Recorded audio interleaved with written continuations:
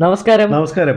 അപ്പോൾ ഞങ്ങൾ ഇന്ന് വന്നിരിക്കുന്നത് ഞാൻ സാധാരണ വരാറ് നിങ്ങളുടെ മുന്നിൽ പാട്ട് പാടിയിട്ടും റീൽസുമായിട്ടൊക്കെയാണ് സാധാരണ വരാറ്. പക്ഷെ ഞങ്ങൾ ഇന്ന് വന്നിരിക്കുന്നത് ആ കാര്യമായിട്ടല്ല, വേറൊരു കാര്യമായിട്ടാണ്. ഓക്കെ. ഇന്നൊരു കാര്യത്തെ പറ്റി പറയാനാ വന്നിരിക്കുന്നത്. മെയിനായിട്ട് കഴിഞ്ഞ ദിവസം അറിയാമല്ലോ, ഞാനങ്ങനെ ഇവന്റെ ഈ സോഷ്യൽ മീഡിയയിൽ ഇതുമായി ബന്ധപ്പെട്ടിട്ടൊന്നും തന്നെ അങ്ങനെ വരാറുള്ളതല്ല.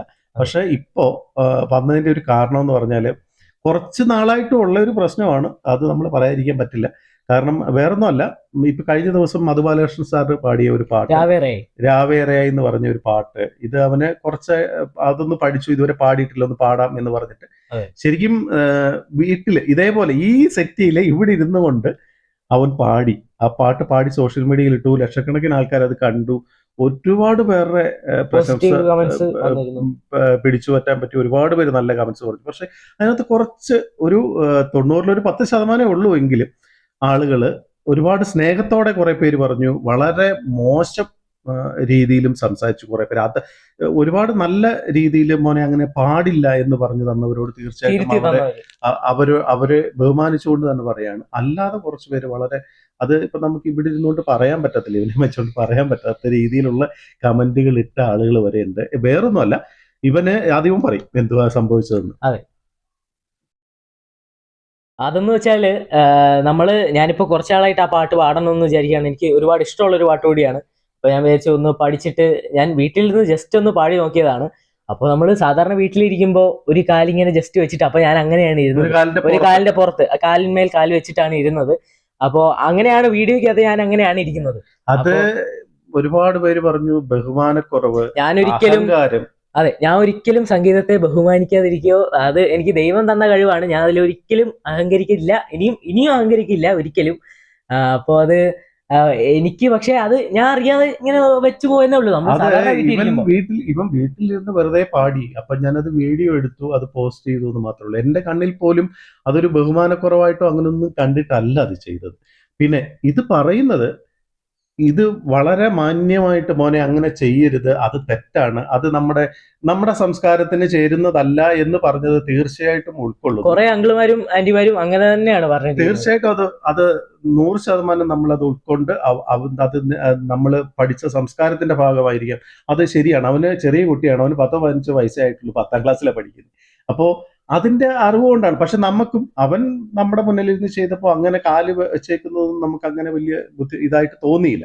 പക്ഷെ വളരെ മോശമായിട്ട് മനഃപൂർവ്വം നമ്മളെ ഇത് കണ്ടിട്ട്, അത് ഇപ്പൊ പറയാതെ തന്നെ അറിയാം, സോഷ്യൽ മീഡിയയിൽ സ്ഥിരം ഇങ്ങനെ കുറെ ആൾക്കാരുണ്ട്. പല ഐഡിയയും നമ്മൾ എടുത്തു നോക്കിയപ്പം അത് പലതും ഫേക്ക് ഐഡിയകളാണ്. അതേ ദിവസം തുടങ്ങിയ അതേ ഐഡിയകൾ, അതായത് ഞാൻ പാട്ടിട്ട ദിവസം തുടങ്ങിയ ഫേക്ക് ഐഡിയകൾ. അതെ. പിന്നെ വേറെ കുറെ ഉണ്ട്. മുടി വളർത്തിയേക്കുന്നതിന്റെ പ്രശ്നം, ഇതാണാണോ പെണ്ണാണോ ഗിജടയാണോ എന്നൊക്കെയുള്ള ചില വർത്താനങ്ങളുണ്ട്. അത് ഒരു കാര്യം, അത് ചെറിയൊരു, നമുക്കതിനകത്ത് പറയാതിരിക്കാൻ പറ്റില്ല. അങ്ങനെയുള്ളവരോട് പറയാൻ, അത് ഞങ്ങളുടെ ഇഷ്ടമാണ്. ഞങ്ങൾക്ക് പേരൻസിന്, എനിക്കും അവന്റെ അച്ഛനും അമ്മയ്ക്കും ഇഷ്ടമാണ്, അവനും ഇഷ്ടമാണ്. പിന്നെ മുടി വളർത്തിയത് കൊണ്ടാണോ പെണ്ണോ എന്നൊന്നും തീരുമാനിക്കുന്നത് എനിക്കത് അറിയത്തില്ല, എന്തുകൊണ്ടാണെന്ന് അറിയത്തില്ല. അത് നമ്മൾ അതിനെപ്പറ്റി കൂടുതൽ പറയുന്നില്ല. കാരണം അത് ഓരോരുത്തരുടെ സംസ്കാരമാണ്. അതുമായി ബന്ധപ്പെട്ടിട്ട് പറഞ്ഞിട്ട് കാര്യമില്ല.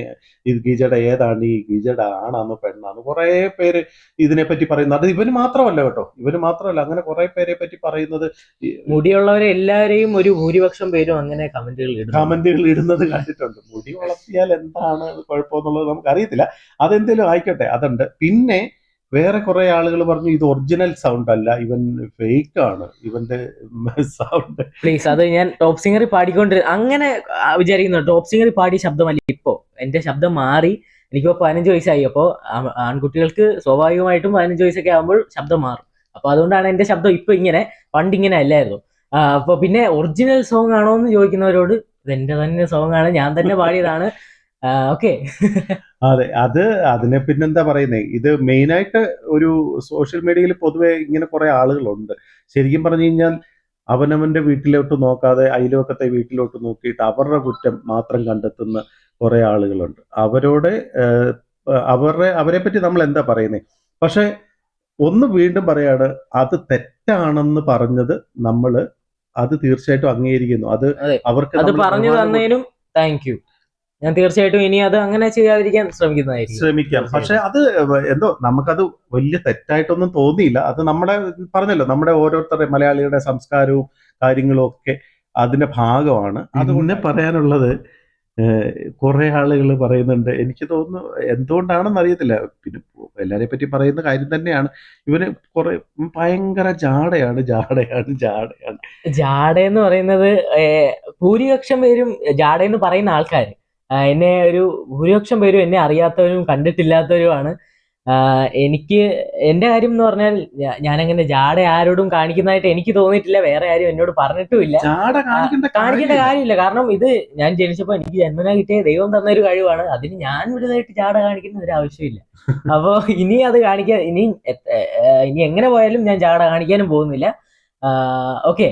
ഇവനെ അടുത്തറിയാവുന്നവരാരും ഇതുവരെയും അങ്ങനെ പറഞ്ഞിട്ടുള്ളതായിട്ട് അറിയത്തില്ല. ഈ പറയുന്നതെല്ലാം കുറെ ആളുകൾ പറയുമ്പോൾ നമ്മളിത് ഈ ഒരുപാട് കുറ്റം പറയുകയും വളരെ മോശം കമന്റ് ഒക്കെ പറയുന്നവരോട് ശരിക്കും നമുക്ക് അവർക്ക് റിപ്ലൈ കൊടുക്കാൻ ശ്രമിക്കാറുണ്ട്. പക്ഷെ അതെല്ലാം ഫേക്ക് ഐഡിയകളാണ്. അതാരാണ് എന്താണെന്നൊന്നും നമുക്ക് അറിയാതൊന്നും പറയത്തില്ല. അപ്പോൾ ഇത് കാണുന്നവര് ഇത് അറിയട്ടെ എന്ന് വിചാരിച്ചിട്ടാണ്. മറ്റുള്ളവരോട് ഇത് അറിയണമല്ലോ. പലരും ചിലപ്പോൾ ഇത് കമന്റ് വായിക്കുമ്പോൾ ഇത് ഇവനെ പറ്റി അറിയാവുന്നവരായിരിക്കും, ഇവൻ ഭയങ്കര ജാടയായിരിക്കും, അങ്ങനെയൊക്കെ കുറെ കമന്റുകളുണ്ട്, കുറെ ഇതുണ്ട്. പക്ഷെ അതിനെക്കാട്ടിലപ്പുറം ഒരുപാട് പേര് നമ്മളെ ഇവനെ സ്നേഹിക്കുന്നവരുണ്ട്, ഒരുപാട് ആളുകൾ. അവരെല്ലാവർക്കും ഞാൻ താങ്ക് യു പറയാണ്.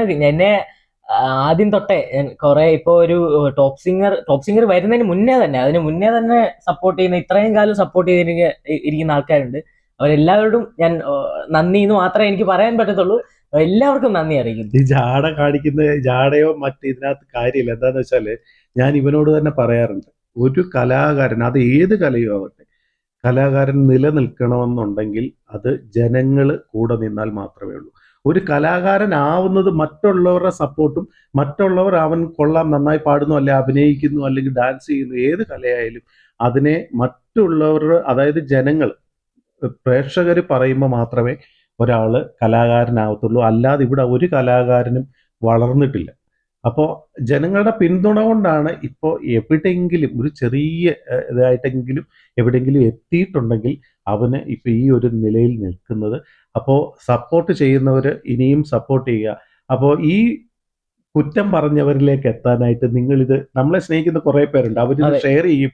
നമുക്കറിയാം, ഇത് ഷെയർ ചെയ്യണം എന്ന് പറയുന്നത് വേറൊന്നുമല്ല, നമ്മളൊരു പാട്ടോ കാര്യങ്ങളോ ഇട്ടിട്ട് ഷെയർ ചെയ്യണമെന്നൊന്നും പിന്നെ അതിനകത്ത് പറഞ്ഞിട്ടില്ല. അത് അല്ലാതെ തന്നെ ഒരുപാട് പേര് ഷെയർ ചെയ്യുന്നുണ്ട്.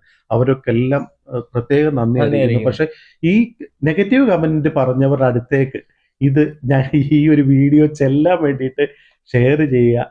അപ്പോൾ നിങ്ങളുടെ എല്ലാം സപ്പോർട്ട് വീണ്ടും ഉണ്ടാവണം. അത് എന്നും ഉണ്ടെന്നറിയാം, എന്നാലും ഇതൊന്ന് പറയണമെന്ന് കുറച്ച് നാളുകൊണ്ട് വിചാരിക്കുന്നതാണ്. ഈ മുടിയുടെ പ്രശ്നം, പിന്നെ ഇതൊന്ന് ആണാണോ പെണ്ണാണോ എന്ന ഡൗട്ട്, പിന്നെ ജാട, പിന്നെ ഈ കാല് വെച്ചത് അങ്ങനെ ചിന്തിച്ചിട്ടേ ഇല്ല.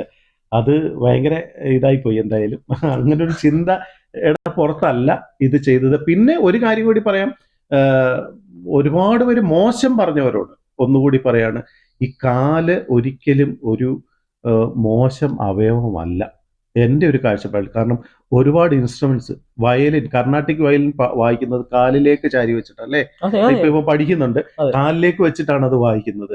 കർണാടക സംഗീതം പാടുന്നവര്, കച്ചേരിയൊക്കെ പാടുന്നവര് ഒരു കാലിന്റെ മണ്ടയ്ക്ക് മറ്റേ കാലോടെ പൊക്കി വെച്ചാണ് ചമ്പരം പടിഞ്ഞിരുന്നാണ് പാടുന്നത്.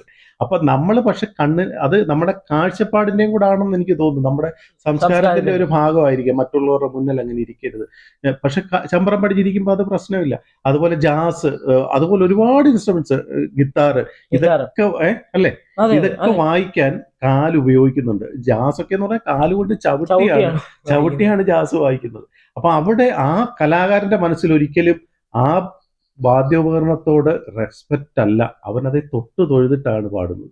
അപ്പോൾ ആ കാല് നമ്മളതുപോലെ ഏറ്റവും കൂടുതൽ നമ്മൾ മലയാളികൾ മറ്റുള്ളവരെ ബഹുമാനിക്കുന്നത്, റെസ്പെക്ട് കൊടുക്കുന്നത് കാലിൽ തൊട്ടാണ്. അപ്പൊ കാലൊരു മോശം അവയവമല്ല എന്നൊരു അഭിപ്രായം കൂടി, ഇത് എൻ്റെ പേഴ്സണലാണ്. പക്ഷെ മോനെ, ഇത് നമ്മുടെ സംസ്കാരം അല്ല എന്ന് പറഞ്ഞവരോട് വീണ്ടും നന്ദി അറിയിക്കുന്നു. പക്ഷെ വളരെ മോശം, എന്താ പറയുന്നത്, അസഭ്യ വാക്കുകൾ ഉപയോഗിച്ചവരോട് എന്താ പറയുന്നത്, നിങ്ങളുടെ സംസ്കാരം എന്നല്ലേ നമുക്ക് പറയാൻ പറ്റുള്ളൂ, അല്ലാതൊന്നും പറയാൻ പറ്റില്ല. നല്ല വാക്ക് പറഞ്ഞ എല്ലാവർക്കും താങ്ക് യു. എല്ലാവർക്കും ഒത്തിരി സപ്പോർട്ട്. എനിക്ക് നെഗറ്റീവിനെക്കാളും കൂടുതൽ സപ്പോർട്ടാണ് വന്നത്. തീർച്ചയായിട്ടും കൂടുതൽ സപ്പോർട്ടാണ് വന്നത്. അവർക്ക് എല്ലാവർക്കും നന്ദി അറിയിക്കുന്നു. ഒരിക്കൽ കൂടി നന്ദി അറിയിക്കുന്നു. ഈ ഒരു കാര്യം അറിയിക്കാൻ വേണ്ടിയാണ് ഞങ്ങൾ ഈ വീഡിയോ ഈ നെഗറ്റീവ് പറഞ്ഞവരെ പറ്റിയാണ് ഞങ്ങൾ കൂടുതൽ പറഞ്ഞത്. പക്ഷെ അതിനേക്കാൾ കൂടുതൽ നന്ദി അറിയിക്കുന്നത് ഈ സപ്പോർട്ട് ചെയ്യുന്നവരെ തന്നെ. നിങ്ങളാണ് ഇപ്പൊ ഇവൻ ഈ ഒരു ലെവലിൽ എവിടെങ്കിലും ചെറിയ ഒരു ഇതിലെ ഉള്ളു, ഒരു ഗായകൻ എന്ന രീതിയിലൊക്കെ അറിയുന്നുണ്ടെങ്കിൽ അതിന് ഇവനെ സപ്പോർട്ട് ചെയ്യുന്ന നിങ്ങൾ തന്നെയാണ്. അതുകൊണ്ട് എല്ലാവരോടും ഒരിക്കൽ കൂടി നന്ദി അറിയിക്കുന്നു. നെഗറ്റീവ് ഇട്ടവരോടും പോസിറ്റീവ് ഇട്ടവരോടും പ്രത്യേകം ഒരുപാട് നന്ദി. ഒരുപാട് നന്ദി. Thank you. അപ്പൊ താങ്ക് യു.